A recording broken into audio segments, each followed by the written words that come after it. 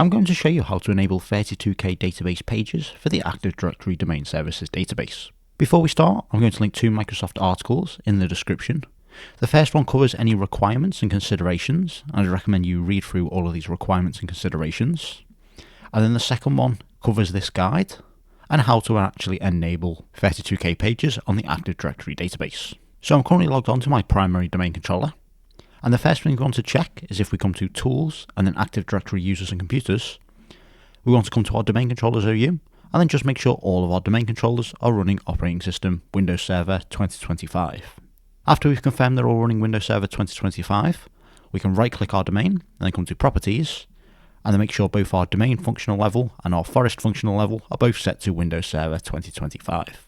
After we've done that, if we come back to Server Manager and then come to Tools and then ADSI Edit,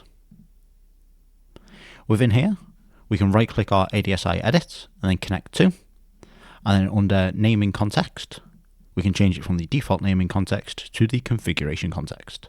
Once we've got that set, we can press OK, and then if we drill down into the configuration and then the domain and then sites, what we need to do is go through all of our sites, and then for every domain controller we've got under the servers, we want to right click the NTDS settings and then come to Properties, and then under Attribute Editor we'll scroll down and we want to check for a value called MSDS JetDB page size. Now this will only exist on Windows Server 2025 objects, and it'll either be set to 32K or 8K. If it is set to 8K, it means the domain controller isn't compatible because it has likely been upgraded from an older operating system to Windows Server 2025. So what you'll need to do is demote and delete that domain controller, and then install a fresh Windows Server, and then promote a new domain controller. So all of the Windows Server 2025 domain controllers need to have a JetDB page size of 32K. Once we've confirmed that, we can close these windows, and then we can run a PowerShell window, and then run it as administrator. I run it as the domain administrator account, but you will need to be at least a domain admin to be able to do these changes. So the first command we'll want to run is Get-ADOptionalFeature Filter, and then give it the name equals database 32K pages feature. I'll also link this command in the description. So if we run this, it will check our Active Directory domain, and then the value we want to check is enabled scopes. And what we're looking for is for that array to be blank. If it's blank, it means the feature isn't enabled, and we're able to enable the 32K database pages. Once we've confirmed that, we can then clear the screen and then run the command to actually do the update. So the command we want to run, which again will be in the doc that's linked in the description, and I'll also put this command in the description, is we want to set some parameters. So we want to set it for the database 32K pages feature.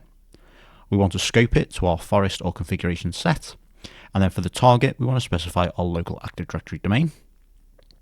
And then once we've got those parameters set, we can then run Enable-ADOptionalFeature and then pass it the parameters. Once we run that command, we'll get a warning which says enabling the 32K pages feature is an irreversible action. You will not be able to disable it if you proceed.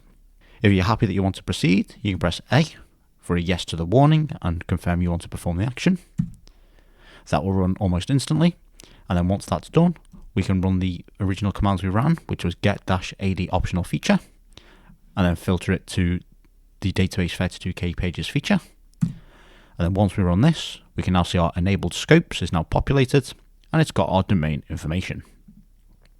You only need to run this on one domain controller. I'd recommend the primary domain controller you've got, and then just let it filter through to all of your other Active Directory sites. So that's how to enable 32K database pages for Active Directory domain services.